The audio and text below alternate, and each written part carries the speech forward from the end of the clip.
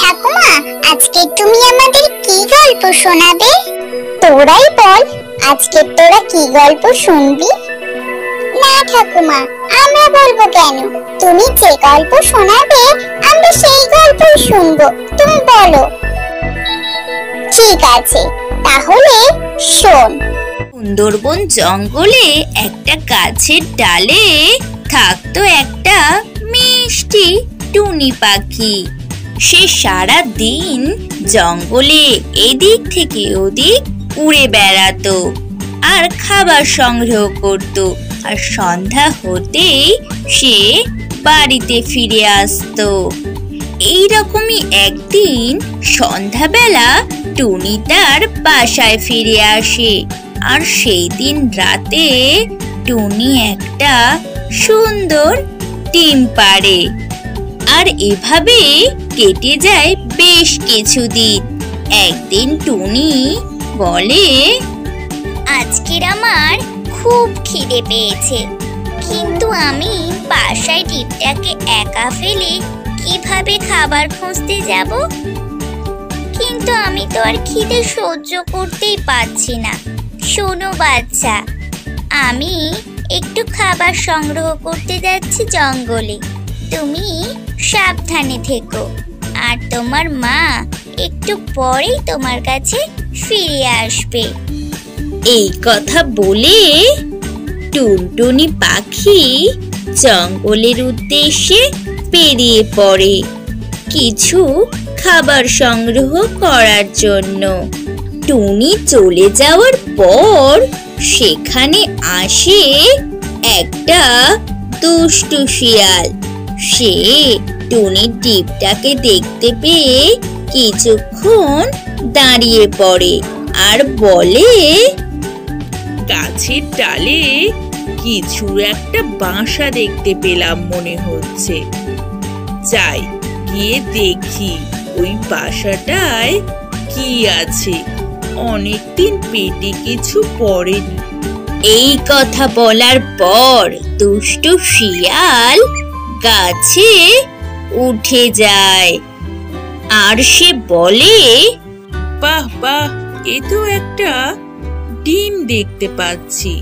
মনে হচ্ছে এটা একটা কোনো টুনি পাখির ডিম। অনেকদিন অবশ্য কোনো ডিম খাওয়া হয়নি।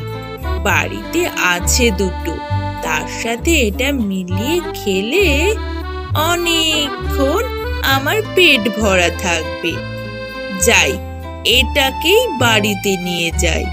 ঠিক এরপর শিয়াল সেই ডিমটাকে নিজের পিঠের উপর রেখে আস্তে আস্তে করে এগিয়ে যায় তার বাড়ির দিকে। আর মনের আনন্দে কত কথাই না বলতে থাকে। এদিকে সেই মিষ্টি টুনি পাখি সারাদিন জঙ্গলে খাবার খুঁজে খাবার নিয়ে বাসার উদ্দেশ্যে ফিরে আসে। আর এসে সে দেখে তার বাসায় ডিম নেই। তখন সে বলে, হায় ভগবান, আমার এ কি হলো? আমার ডিমটা কে চুরি করে নিল? এত কষ্ট করে আমি ডিম পেড়েছি, সেই ডিমটাকে কেউ চুরি করে নিয়েছে। আমি এখন কি করব ভগবান? এই কথা বলতে বলতে টুনি অঝরে কাঁদতে লাগলো আর নিজের মনে নিজেকে দোষী বলে মনে করতে থাকলো। তখন সে কাঁদতে কাঁদতে বলে, সব আমার দোষ। কেন যে আমি আজকের খাবার খুঁজতে গিয়েছিলাম একা আমার সুন্দর ডিমটাকে বাসায় রেখে।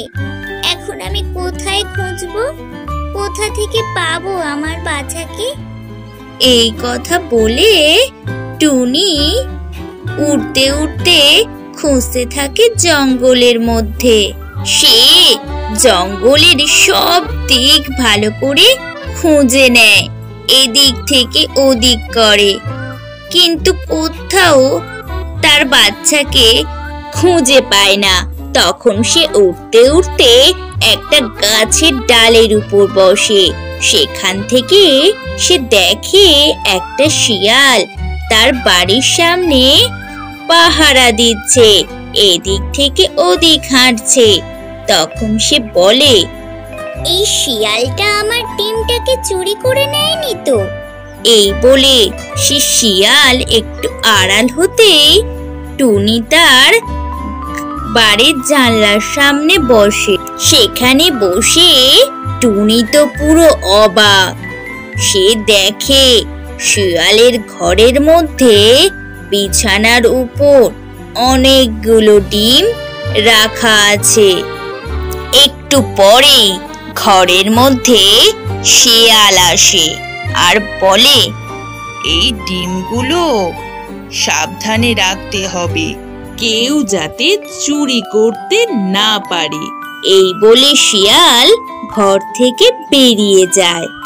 একটু পরেই টুনি সেখানে নেমে আসে আর বলে, ও মা গো, এখানে এই দুষ্টু শিয়াল এতগুলো ডিম লুকিয়ে রেখেছে, কিন্তু আমি এর মধ্যে থেকে আমার ডিমটাকে কি করে বুঝবো? সে যাই হোক, আমি তাহলে এই সব কটা ডিম তা দিয়ে বাচ্চা বের করি, তাহলেই বুঝতে পারবো আমার ডিম এর মধ্যে কোনটা। এই কথা বলে টুনি সবকটা ডিমগুলোকে সাজায় আর সেই ডিমের উপর বসে তা দিতে থাকে। কিছুক্ষণ পরে সেই ডিম থেকে বেরিয়ে আসে একটা টিয়া পাখি। সে বলে, পিক পিক, তুমি তো আমার বাচ্চা নও বাছা, তুমি তো সবুজ টিনার ছানা। এই কথা বলে টুনি আর সময় নষ্ট না করে আর একটা ডিম তা দিতে থাকে। প্যাকম প্যাকম।